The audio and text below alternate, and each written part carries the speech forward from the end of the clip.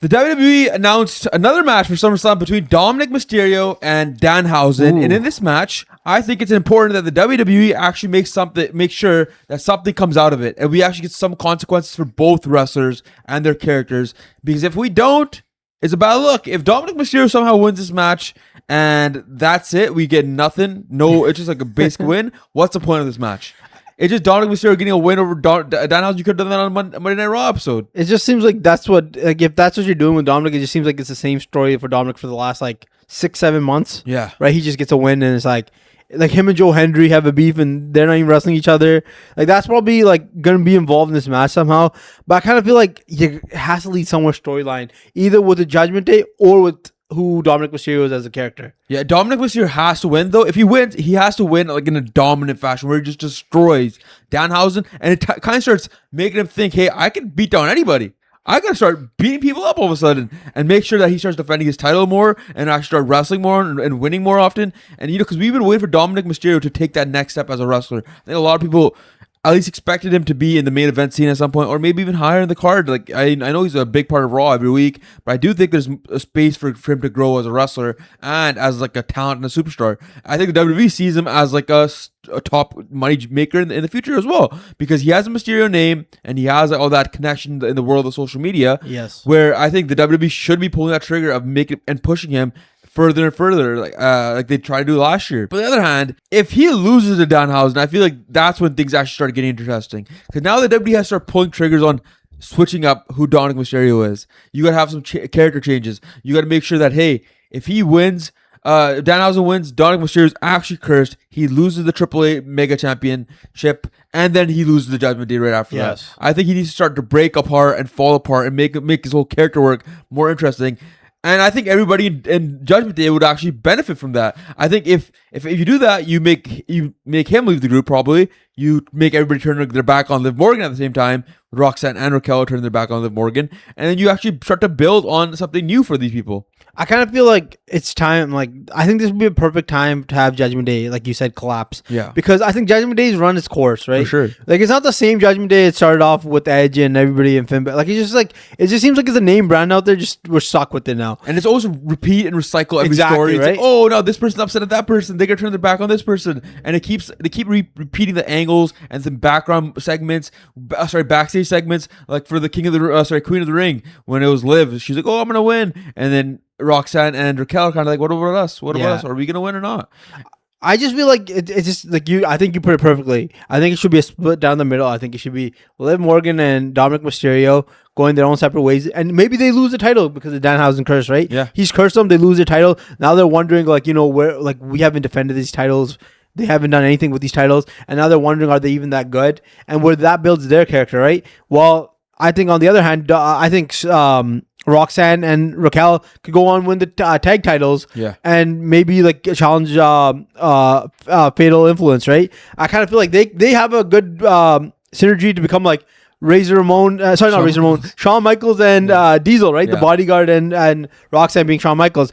I just feel like this match is important either way, right? It's just either you're building up Don to be a star, or you're building up it for a storyline that changes Dominik's character in a way. I think there is a little bit of a danger with Danhausen matches, because Danhausen, his matches are fun, sure, but at some point, how long can you just have fun matches with Danhausen until people start saying, hey, I don't really care anymore. Oh, this is a goofy little match again. We're having it again and again and again. I mean, we just had that fun match in New York City, sure, but that Saturday night's main event in general was, at the end, it was like a lot of hate because, what made that match so fun was Karl Anthony Towns showing up and just delivering these awesome choke slams and Danhausen picking up the win, right? That was the peak of that match.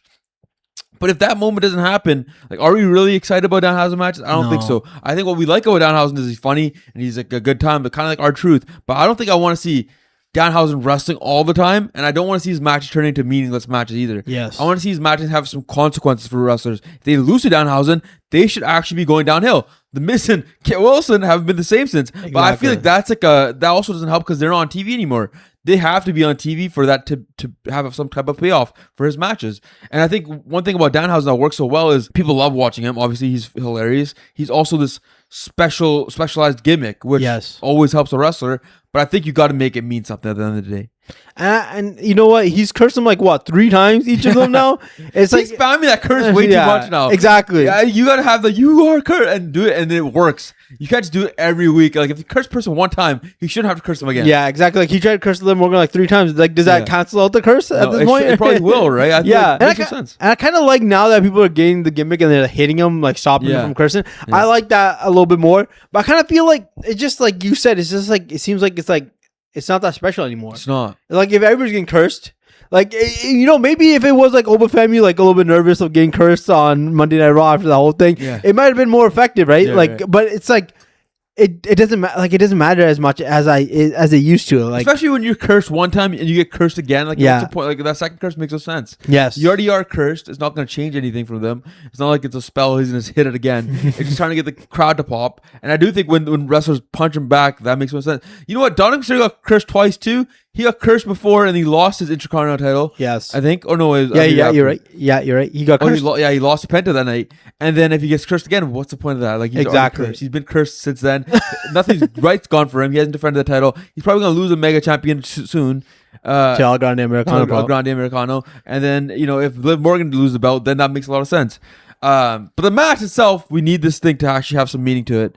Because if it doesn't, what's the point of Danhausen even being a wrestler all the time? it becomes like what our truth is, right? Yeah. Like it doesn't like it just seems like his like there's no consequences of what he's doing.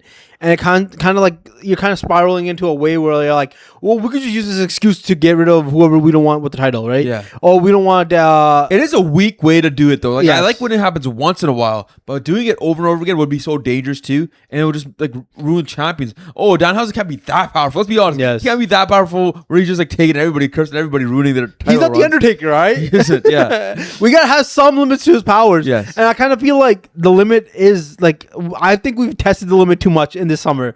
We've done it to the Judgment Day too many fucking times for it to be like, oh, this is special. Like it's kind of getting annoying. I like seeing him on TV because he's funny, right? Yeah. But I like that. It's not because the curse is like anything special now to me. It's like it just seems like how do I explain? Like it seems like John Cena doing the FU or the Attitude Adjustment in his retirement tour. It doesn't really seem that special because he does like 50 times a match and nobody wins. Yeah, well, I think that does it for this video pretty much. Let us know what you think about Danhausen and his powers, and do you think there should be some consequences for Dominik Mysterio if he loses to him in the comment section below? Like, subscribe. We'll see you in the next one.